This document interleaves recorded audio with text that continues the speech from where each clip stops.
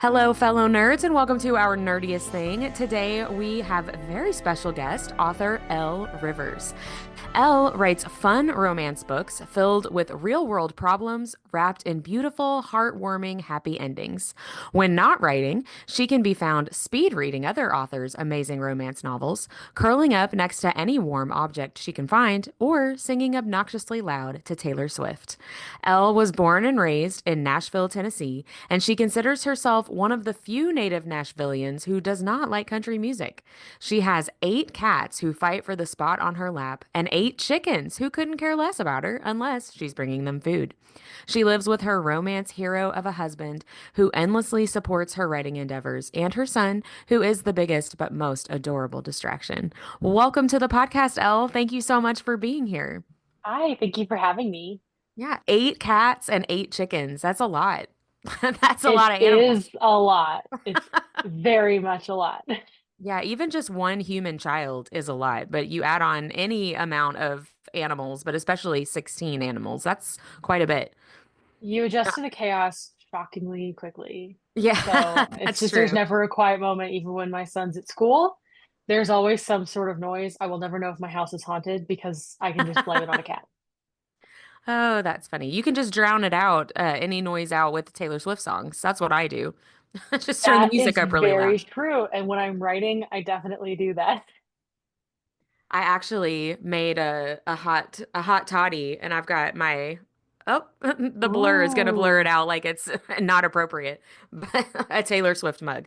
So I I'm wish right I there had with mine. you. I have the Meet Me at Midnight mug. Oh, And I I love just that. washed it, but it has a clock. Like when you finish the drink, there's a clock at the bottom. Oh, that's It is fun. so cool. Yeah, it Oh, was I from love her that. merch line back in December, and I impulse bought too much stuff. I know I stayed away from that because I was like, I do not have the funds for this and I'm going to spend way too much money. Well, let's jump in talking about your books. You had a huge year in 2024.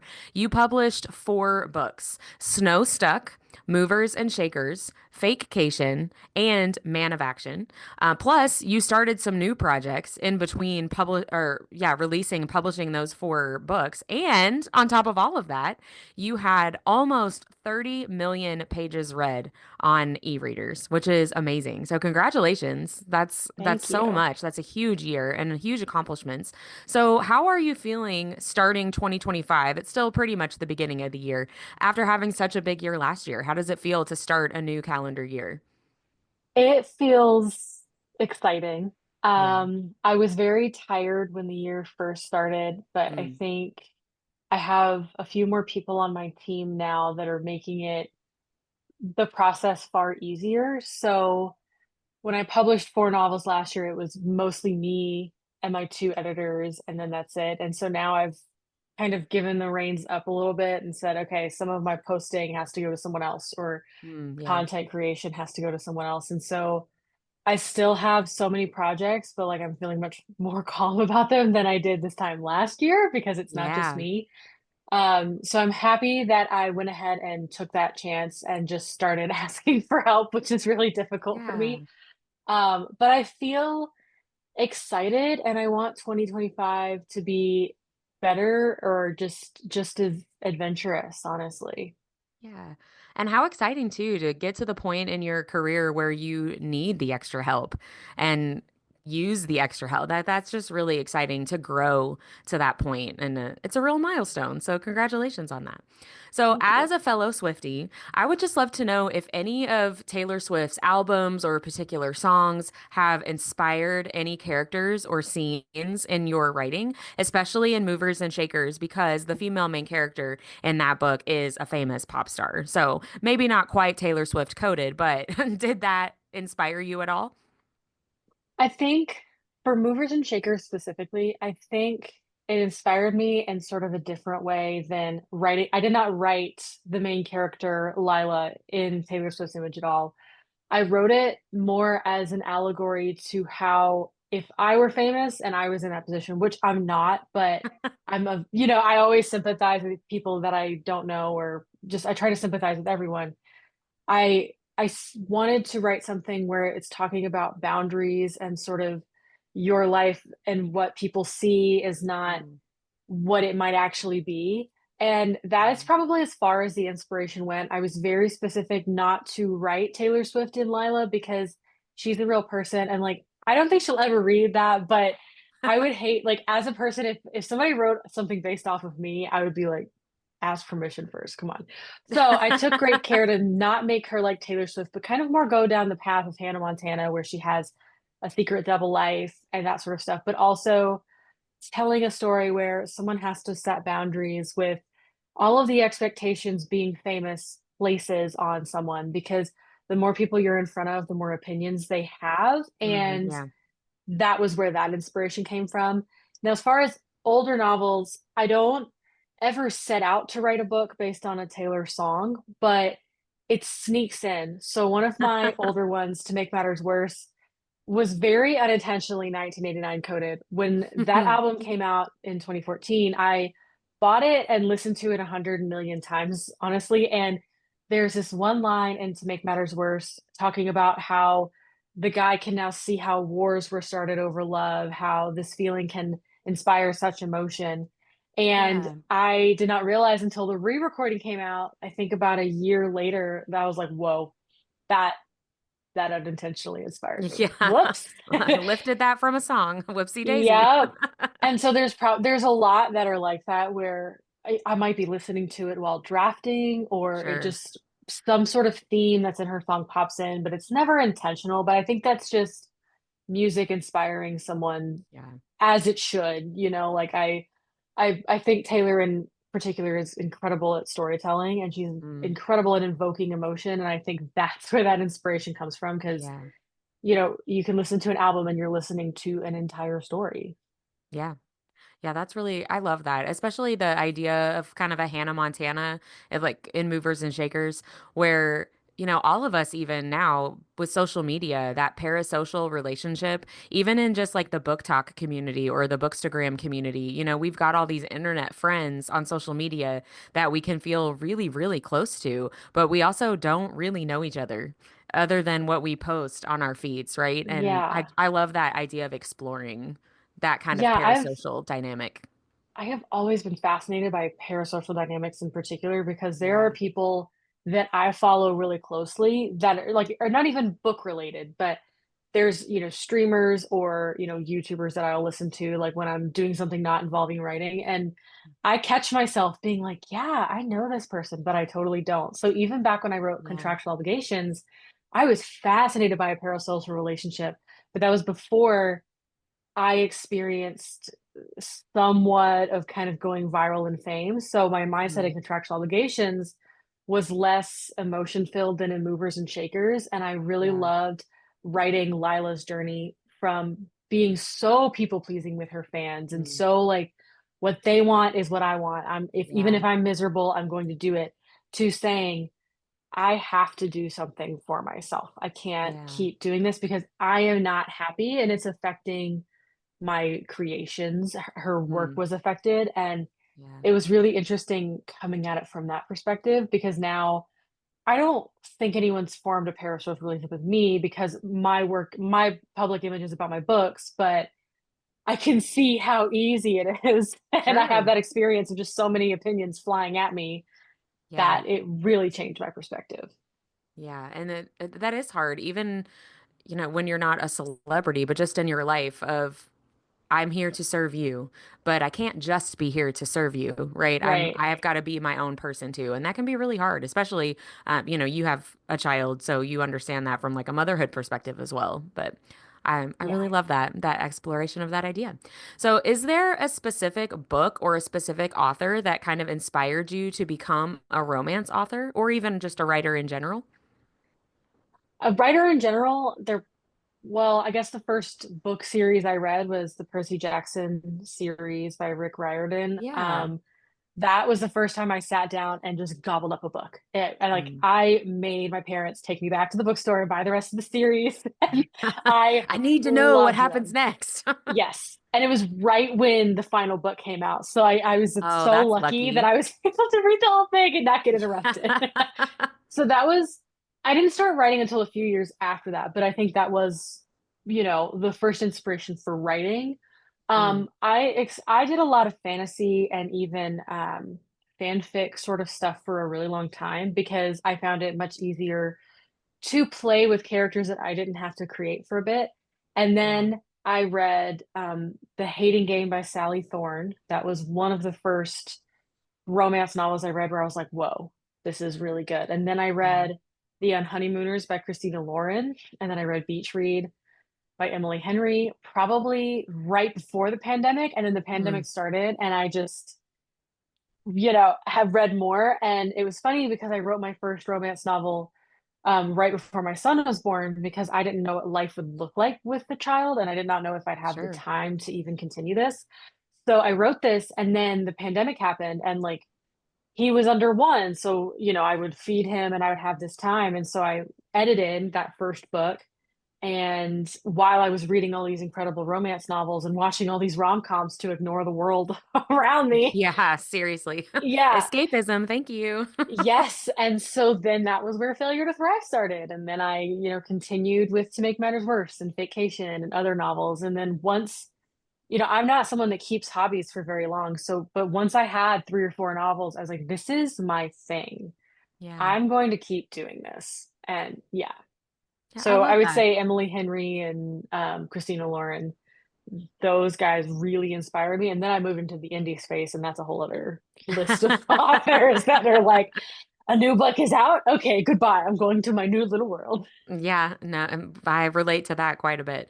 And props to you too for taking advantage of the desire that you had and that motivation that you had before your son was born, because it's really easy to just not, to just not do whatever idea you have. And that Yeah. makes it even easier to keep procrastinating and keep it on the back burner. And so it takes a lot of, I think, mental strength and fortitude to push through to use that Yeah. And motivation when you have it.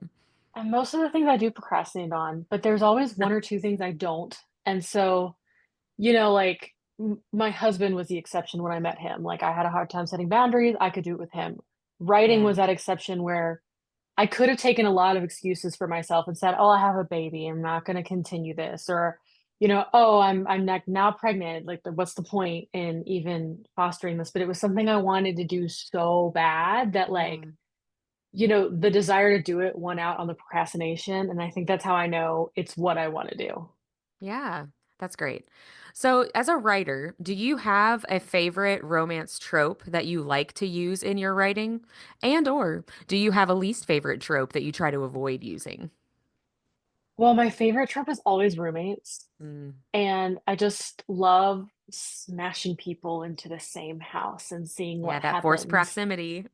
Well, yeah, forced proximity is a Yeah. theme as a whole, but there's something about like them being together when they're waking up in the morning and like Mm. how do they, what's their dynamic whenever they're making coffee or having breakfast, and are they coming from two different places in life, and how do they meet up? And I recently just switched one of my books to a roommate romance, and I'm Ooh. having I had to rewrite it, which I'm regretting, but I also do not regret the switch. I had it written and then I was like, but what if they were roommates? And so now I'm rewriting it. But I do not. It's so much fun because it's a grumpy sunshine and they're Oh, roommates. And nice. I'm just like, so Nice. that's my favorite. Um, my least favorite, I don't know. I feel like I had one that I was not happy with, but I think that time has passed because I can't, like, nothing stays for long with me. My least favorite would be high angst or any cheating. Mm, Um, yeah. as a child of trauma, I just can't do it. So Yeah. for me, I probably like, I don't think, let me rephrase that. If they're cheating on each other in their relationship, I can't do that. That's my Yeah. hard line. But then I don't know if the ex is really, really terrible and there's some emotional cheating or maybe just a little bit of physical. That's fine. I don't mind that. But it's like once it's the two of them, I want it to only be the two of them. Yeah. And Me too. yeah. I'm 100% that way. So, do you have any plans that you can share with us for upcoming projects, things that you've started, maybe releases you've got planned for this coming year?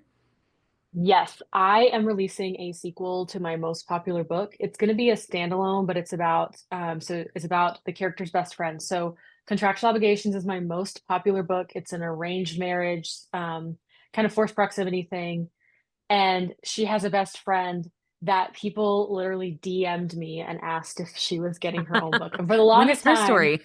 yeah, for the longest time, I did not know what to do with her because she is unhinged. And I was not sure I could do it justice.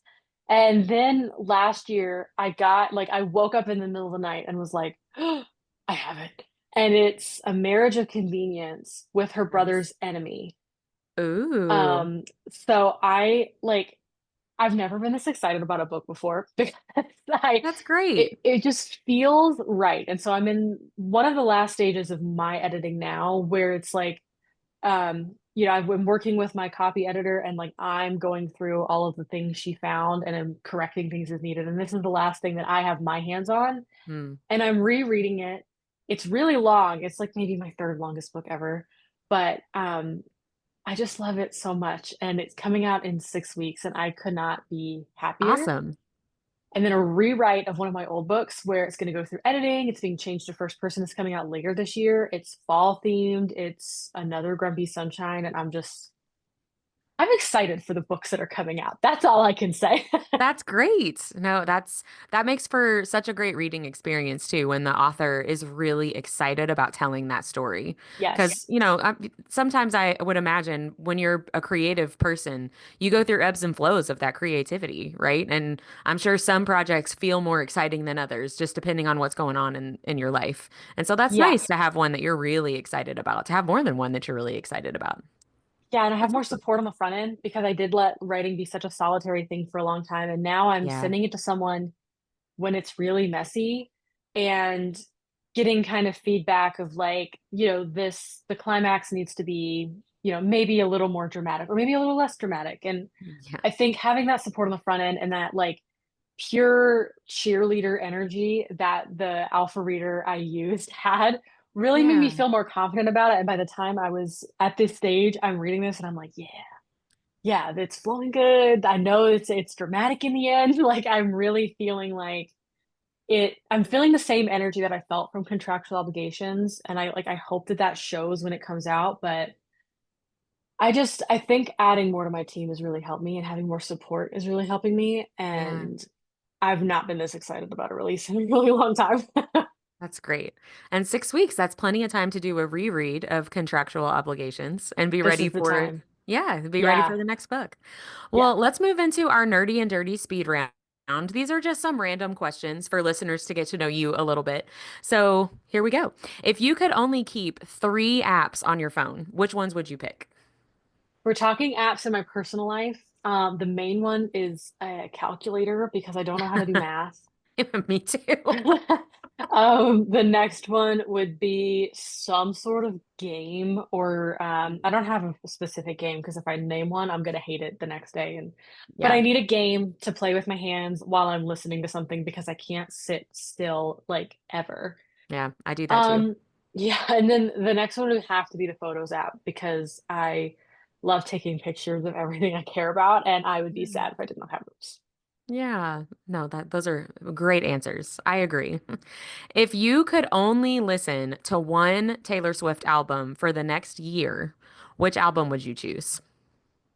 It would be Tortured Poets Department because it's so long and it Yeah. has so The much in anthology, it. right?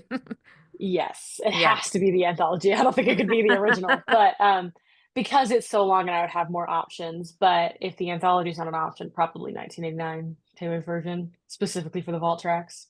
Yep, those are my two favorite albums as well. Yes. Yeah, Anxiously awaiting the Reputation Taylor's version.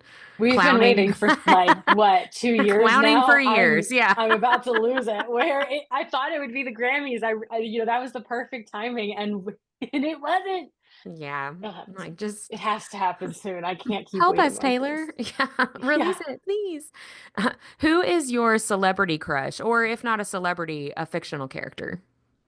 Not to be basic, but it would have to be Taylor Swift purely for her writing abilities. Because I'll listen to a song sometimes and I'm like, whoa. Yeah, Like my boy only breaks my favorite toys or only breaks his favorite toys.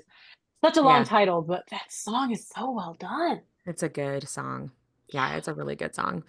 It's a great album. What could you do? And she's It beautiful really too, is. which doesn't hurt.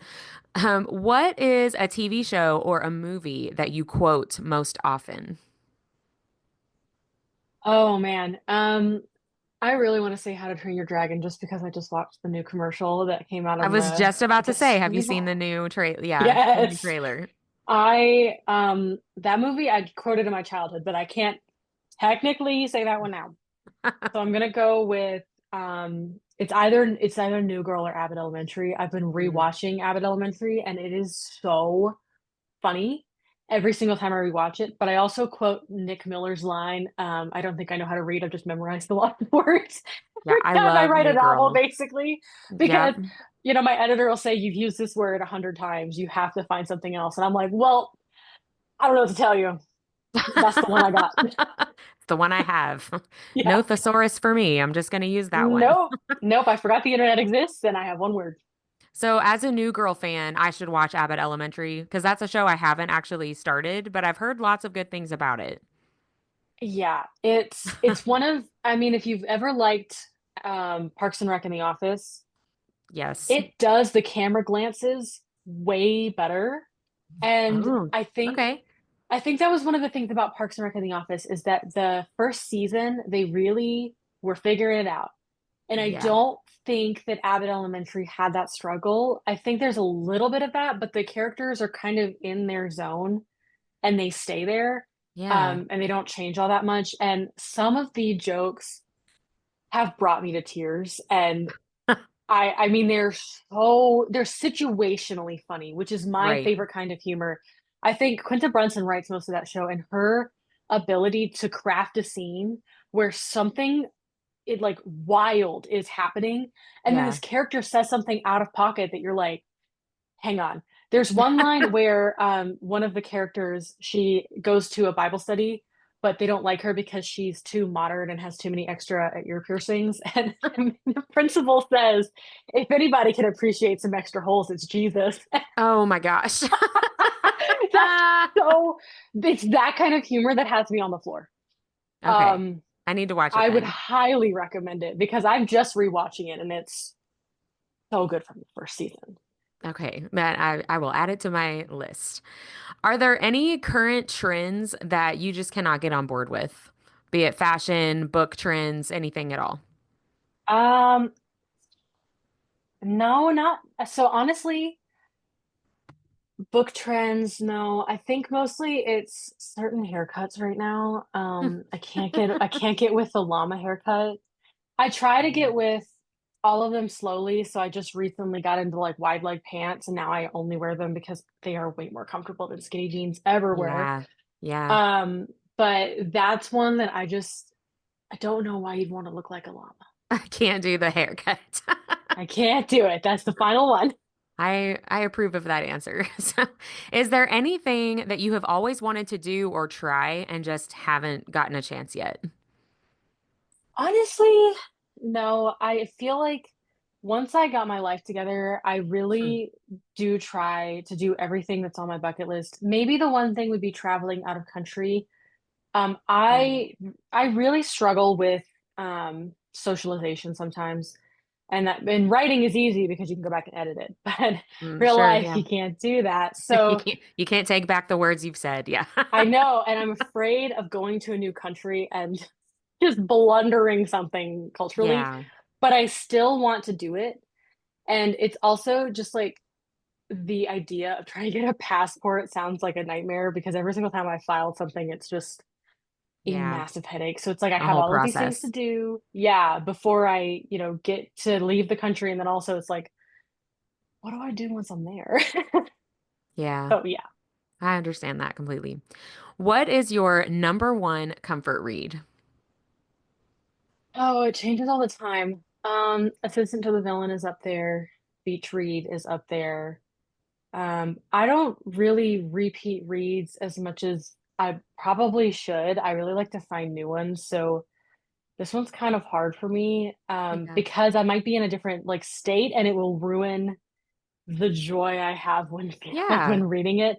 But those two are probably the top, like one fantasy one and then one contemporary. I have come back to Beach Read a couple of times. I also come back to the On Honeymooner. So I think I just go back to my Mhm. OGs every single time I need to Yeah. have some inspiration. I have some of those too. Everybody reads differently too, right? Some people love Yeah. to reread a lot with like I love to reread. There are books I've read literally 12 times and other people are like, "No, I've already read it. I already know what happens. Why would I do that again?" No. Yeah. Well, thank you for participating in our nerdy and dirty speed round. To as we start finishing up here, where can readers best connect with you? Is it through Instagram or a newsletter? All of the above. I do have a newsletter on my site. Anyone on my newsletter or in my Facebook group, it's currently named Elle's Readers. It might change soon, but those friends get all the announcements like a day early. So if I have a cover reveal, they get it a day early. An announcement on a title, they get that as well. So that's the best place to connect with me. A close follow-up would be Instagram, purely because my DMs are open there. I Mm, don't see everything that comes in, but there sure. have been a couple people who've reached out and so sweetly have said, like, I love this book so much, thank you. Yeah, And so that's a good place to reach me. And then as far like, and also commenting. I mean, I do try to answer as many comments as I can. There are times when I'm overwhelmed, and if it's not like sure, an important question, I'll see it and like it, but I can't get to it. But that's kind of the order of how to connect with me. That I think yeah, people should probably use just because, the newsletter, you're always going to like be able to hear the stuff. And sometimes algorithms vary things just depending on whatever mood sure. they're in. Yeah, yeah, isn't that the truth? Yeah, so lots of opportunities to connect with you. Where can we purchase your books? I do have a website. I'm a little low on stock, honestly. But I do have a That's a good website problem with to have. it is Yeah. I have some special editions. All of them come signed by me and you can purchase them directly from me. I'm also on Ingram Spark or Amazon if you just want, the plain copy. And then of course, Kindle and Kindle Unlimited for ebooks. Sure. I do love Kindle Unlimited. Do you have any upcoming events, signings, conventions that you are attending in 2025? Yes, I have one in July in Chattanooga. That is going to be Roaring Readers at the Read House. I'm going to be there from 5 to 9 p.m. The next one is going to be Romantically Yours in Orlando, Mm. Florida. And then the final one that I have planned for this year is Tennessee LitCon in September in Kingsport, Tennessee. I had to think Oh, about that okay. for a second. But yeah, those are the three that are left in the year, and I'm really excited for all of them. Yeah, those sound really fun. Those are new to me. I haven't heard of those before, so I'm gonna be looking those up later. Romantically Yours and T and LitCon are, I think Romantically Yours is a multi-day event, and I'm really excited for that one. Yeah, And then TN LitCon is close to home. My husband's from that area, sure. so he Yeah. was just like, I don't care, sign up so I can go home. So for Yeah, you to that's get a chance to go nice. back to his town. Oh, that's exciting. So to finish out, it is our nerdiest thing, our podcast, and we always end our episodes talking about what our nerdiest thing of the week is. And it is usually book related because that's what we talk about, but it can be anything that you got really excited about or maybe did a deep dive into some kind of research project or something like that. We would love to know, Elle, what your nerdiest thing of the week is. Of the week would have to be the thesaurus I'm using to remember that words exist. But overall, it has to be Stardew Valley because if you want to talk about deep dives, I know almost everything about that game, and my second most listened to album is the Stardew Valley soundtrack because Oh, I am wow. a massive nerd. Yeah. Is the number one album a Taylor Swift album? And then number two is the game? Well, yeah, and if number three and four are even nerdier. It's a remix of the Star Wars soundtrack. So Oh my gosh, I love that. I have a wide range of nerdy things that I am into. That's how we like it here at our nerdiest thing. A wide range, a well-rounded nerd. That's what we Yeah, like to see. well-rounded nerd. That's me. That's so great. Well, thank you so much, Elle, for being on the podcast and chatting with me. It's been really nice to get to talk to you. And hopefully we will get to meet in person sometime. I know we met before, but we didn't really get to chat. So I don't Yeah, count if that. if you come to Romantically Yours with TM LeCon, DM me and I'll find Yeah. you. That Yeah, sounds they're not threatening. that far from Kentucky. So, I'll have to look into it. Yeah, Tennessee Licon might be, it's really close to the Kentucky line. So that one might be really good to go for. Yeah. Well, we'll have to look it up. Thank you so much, Elle. Have a great rest of your night. Thank you. You too.